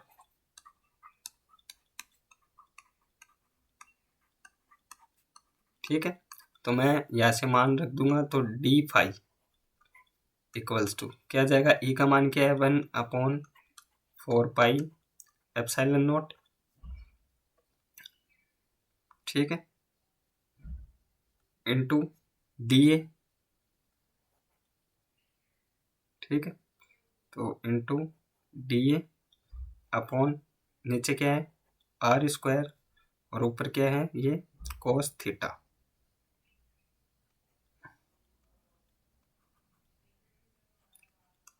ठीक है।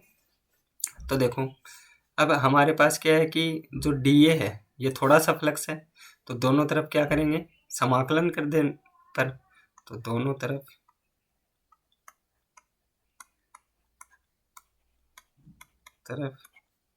समाकलन करने पर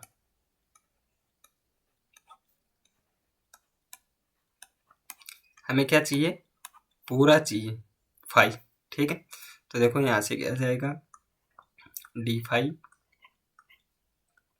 equals to 1/4 pi epsilon naught, ठीक है, समाकलन। तो ये क्या हो जाएगा आपका D A cos theta upon are square. अब देखो एक चीज इसमें मिस रह गई हमारे पास, क्या क्यू, ठीक है। तो मैं यहाँ पे क्यू भी लिखूंगा, तो यहाँ पे क्या है इसको मैं क्यू लिख देता हूँ, ये भी क्या हो जाएगा आपके पास क्यू, ठीक है। तो देखो यहाँ से फिर मैं क्या लिख देता हूँ कि जो D A cos theta upon are square है, ठीक है। तो यहाँ से D A cos theta upon are square, ठीक है। इसको मैं क्या लिखूंगा डी ओमेगा भी लिख सकता हूँ, ठीक है। और डी ओमेगा का समाकलन कितना आएगा आपके पास 4 पाई, ठीक है। तो ये मान मैं यहाँ पे रख दूंगा, तो यहाँ से क्या आ जाएगा phi equals to Q upon 4 pi epsilon naught समाकलन किसका डी ओमेगा का, ठीक है। और phi equals to Q upon 4 pi epsilon naught into 4 pi. तो 4 पाई से 4 पाई कैंसिल हो गया, तो हमारे पास क्या आ गया phi equals to Q upon epsilon naught. तो यही आपका क्या है गाउस का नियम है। तो नेक्स्ट वीडियो में हम गाउस के नियम के अनुप्रयोग के बारे में चर्चा करेंगे। तो वीडियो अच्छी लगे तो प्लीज़ लाइक शेयर और सब्सक्राइब करें। Thank you. हम गाउस के नियम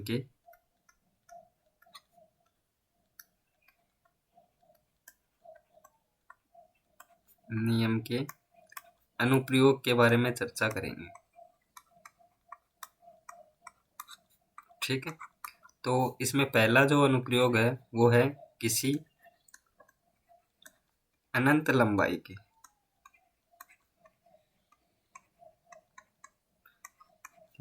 के एक समान आवेशित चालक तार के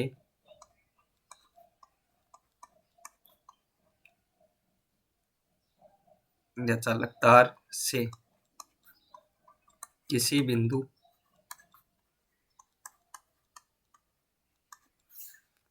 पर विद्युत क्षेत्र की तीव्रता,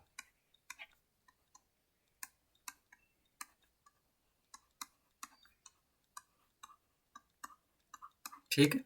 तो देखो कैसे करते हैं, मान लेते हैं हमारे पास ये कोई चालक तार है, ठीक है।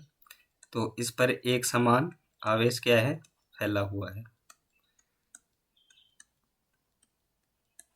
यहाँ से कोई बिंदु मैंने पी ले लिया, इस पर हमें क्या है, विद्युत क्षेत्र की तीव्रता ज्ञात करनी है। तो सबसे पहले हम इसके लिए गाउसीय पृष्ठ की कल्पना करेंगे कि हमारे पास एक बंद पृष्ठ है। तो बंद पृष्ठ कैसा होगा, इसका बेलनाकार, इसका, ठीक है। तो इसको इससे और इसको आगे बढ़ा दिए, और यहाँ पर मान लेते हैं कि जो विद्युत क्षेत्र है उसकी दिशा क्या होगी, ई की डायरेक्शन ये होगी और डी ए की डायरेक्शन भी यही होगी, ठीक है। तो यहाँ से मैं लिखता हूँ रेखीय आवेश घनत्व,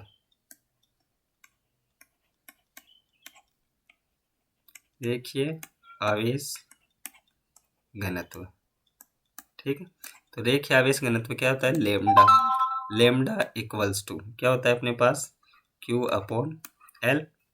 तो यहाँ से मैं क्यू की वैल्यू निकाल लेता हूँ, तो क्यू इक्वल्स टू क्या आ जाएगा, लेमडा एल। तो ये हो गया अपना, मान लेता हूँ कि मैं ये समीकरण नंबर 1 है, ठीक है।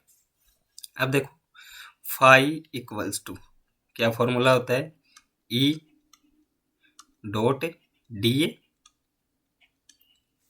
ठीक है। तो यहाँ से फाई निकालना है, तो मैं इसका क्या कर दूंगा, समाकलन। तो फाई इक्वल्स टू ई बाहर आ जाएगा, या मैं पहले इसको लिख देता हूँ कि ई डी ए कोस थीटा,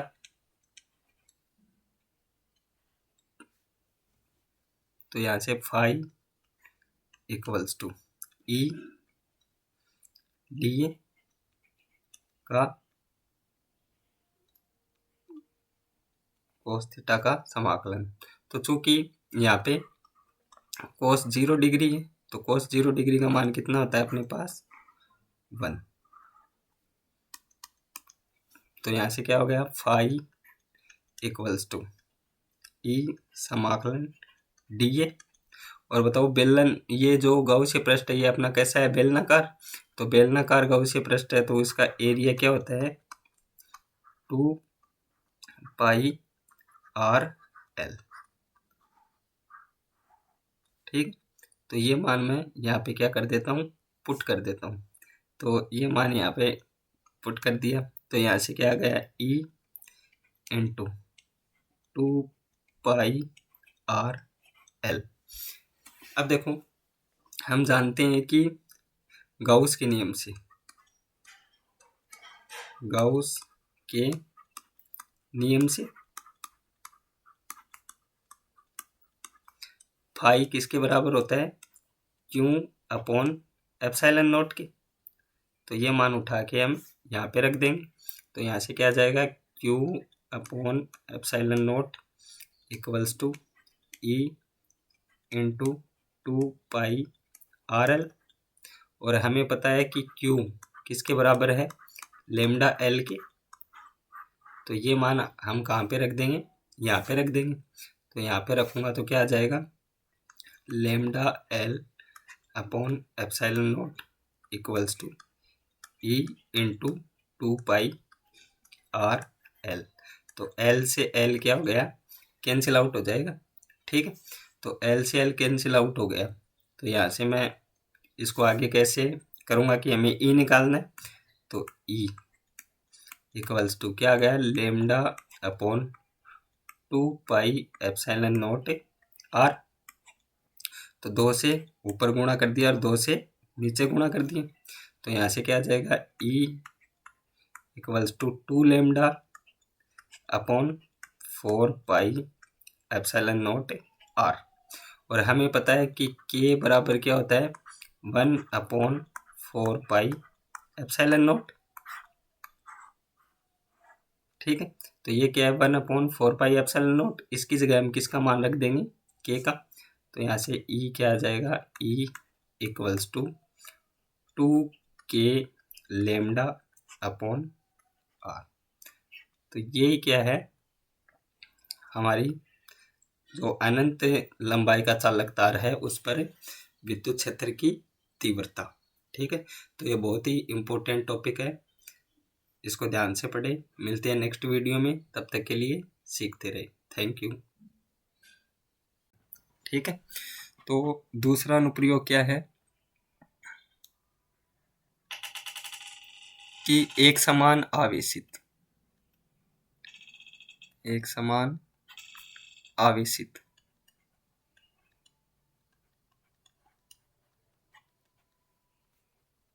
अनंत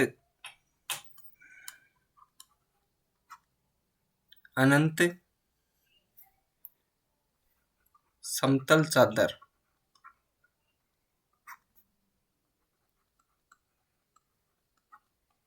के कारण विद्युत क्षेत्र।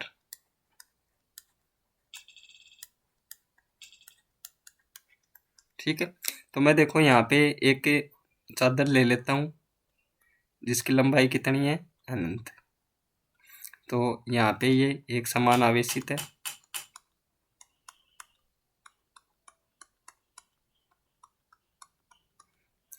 यहाँ पे मैं एक कोई भी बेलनाकार गाउसीय पृष्ठ की कल्पना करता हूँ। तो मैंने बेलनाकार गाउसीय पृष्ठ की कल्पना कर ली। तो देखो इस गाउसीय पृष्ठ पर मान लेते हैं कि कोई बिंदु P है। ठीक है, इस साइड भी है। तो यहाँ से जो E की डायरेक्शन होगी वो आपकी ये होगी, और DA की डायरेक्शन होगी वो भी क्या होगी, यही होगी। उसी प्रकार यहाँ पे E की डायरेक्शन ये होगी और DA की डायरेक्शन भी यही होगी, और यहाँ पे E की डायरेक्शन आपकी ये होगी और DA की डायरेक्शन ये होगी। ठीक है, तो देखो यहाँ से जो आपका पृष्ठीय आवेश घनत्व है, पृष्ठीय आवेश घनत्व, तो पृष्ठीय आवेश घनत्व क्या होता है, सिग्मा। तो सिग्मा बराबर होता है Q अपॉन A की। तो यहाँ से Q बराबर क्या आ जाएगा, सिग्मा A। अब देखो जो डी फाई है, तो या मैं सीधा इसको लिख देता हूँ कि फाई है। ठीक है, तो फाई है अपने पास, तो फाई किसके बराबर होगा, समाकलन E डॉट या E DA कोस थीटा बिंदु इसका। उसी प्रकार यहाँ का भी क्या होगा, plus E DA cos theta, और प्लस यहाँ का भी क्या होगा, E DA कोस थीटा। तीनों का हमने क्या कर दिया, जोड़ दिया।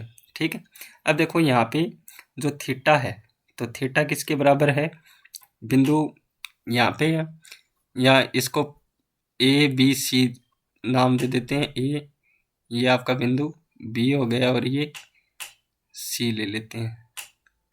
ठीक है, तो देखो यहाँ से जो बिंदु A है उस पे थीटा कितना हो गया अपना, 0 डिग्री। यहाँ पे थीटा इक्वल्स टू 90 डिग्री, और यहाँ पे थीटा इक्वल्स टू 0 डिग्री। तो देखो कोस 0 डिग्री बराबर कितना होता है, 1, और कोस 90 डिग्री अपने पास कितना होता है, 0। तो ये मान समीकरण में हम क्या कर देंगे, पुट कर देंगे। तो यहाँ से phi equals to E DA plus 0 और प्लस E DA। ठीक है, तो phi equals to E D A दोनों जुड़ गए, तो 2E बाहर आ जाएगा, समाकलन DA।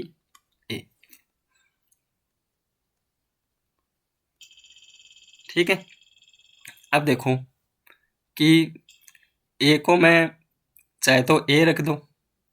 ठीक है, या मैं यहाँ पे लिख देता हूँ कि phi equals to 2E into a. ठीक है, अब हम जानते हैं गाउस के नियम से, तो यहाँ पे लिखूंगा मैं गाउस के नियम से। गाउस के नियम से फाई इक्वल्स टू क्या होता है, क्यू अपॉन एप्सिलॉन नॉट। ठीक है, तो देखो यहाँ पे मैं फाई का मान रख देता हूँ, तो क्या हो जाएगा, Q upon epsilon naught equals to 2E। अब हमें पता है कि हमने क्यू क्या निकाला था, सिग्मा ए, तो वो मान रख दूंगा, तो sigma A upon epsilon naught equals to 2E। A से ए कैंसिल आउट हो गया, तो E equals to sigma upon 2 epsilon naught. ठीक है, तो यदि कोई आपके पास अनंत लंबाई की समतल चादर है, तो उस पर जो विद्युत क्षेत्र की तीव्रता है, ठीक है, वो क्या होगी, सिग्मा अपॉन 2 एप्सिलॉन नॉट। तो आज के लिए इतना ही, मिलते हैं नेक्स्ट वीडियो में, तब तक के लिए सीखते रहें। Thank you. ठीक है, तो दूसरा अनुप्रयोग क्या है कि एक समान आवेशित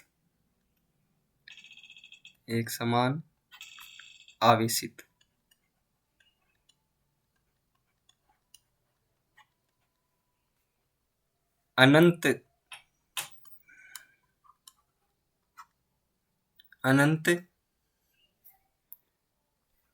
समतल चादर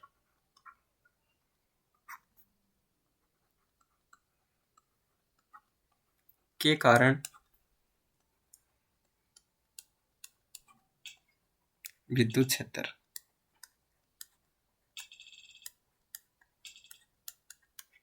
ठीक है, तो मैं देखो यहाँ पे एक चादर ले लेता हूँ जिसकी लंबाई कितनी है, अनंत। तो यहाँ पे ये एक समान आवेशित है,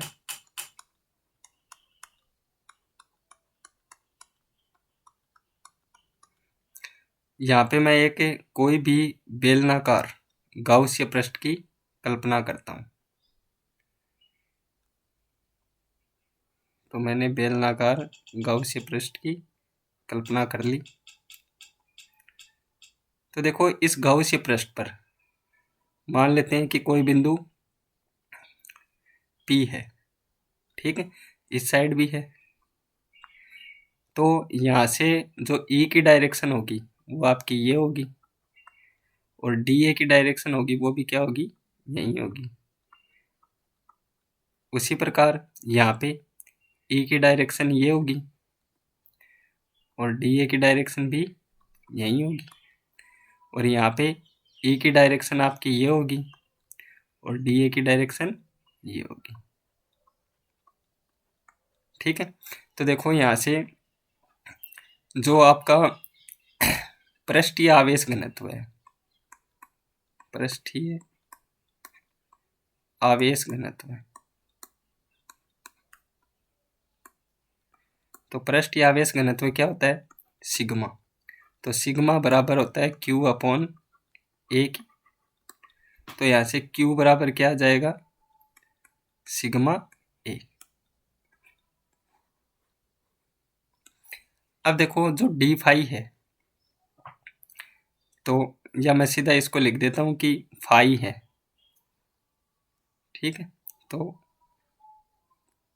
फाई है अपने पास, तो फाई किसके बराबर होगा, समाकलन ई डॉट या ई डी ए कोस थीटा, बिंदु इसका। उसी प्रकार यहाँ का भी क्या होगा, plus E D A cos theta, और प्लस यहाँ का भी क्या होगा, ई डी ए कोस थीटा। तीनों का हमने क्या कर दिया, जोड़ दिया। ठीक है, अब देखो यहाँ पे जो थीटा है, तो थीटा किसके बराबर है, बिंदु यहाँ पे है, या इसको ए बी सी नाम दे देते हैं। ए ये आपका बिंदु बी हो गया और ये सी ले लेते हैं। ठीक है, तो देखो यहाँ से जो बिंदु ए है उस पे थीटा कितना हो गया अपना 0 डिग्री, यहाँ पे थीटा इक्वल्स टू 90 डिग्री और यहाँ पे थीटा इक्वल्स टू 0 डिग्री। तो देखो कोस 0 डिग्री बराबर कितना होता है 1 और कोस 90 डिग्री अपने पास कितना होता है 0। तो ये मान समीकरण में हम क्या कर देंगे पुट कर देंगे। तो यहाँ से phi equals to E D A plus 0 और प्लस ई डी ए। ठीक है, तो phi equals to E D A दोनों जुड़ गए तो 2 ई बाहर आ जाएगा समाकलन डी ए। ठीक है, अब देखो कि ए को मैं चाहे तो ए रख दूं, ठीक है, या मैं यहाँ पे लिख देता हूँ कि phi equals to 2e into A.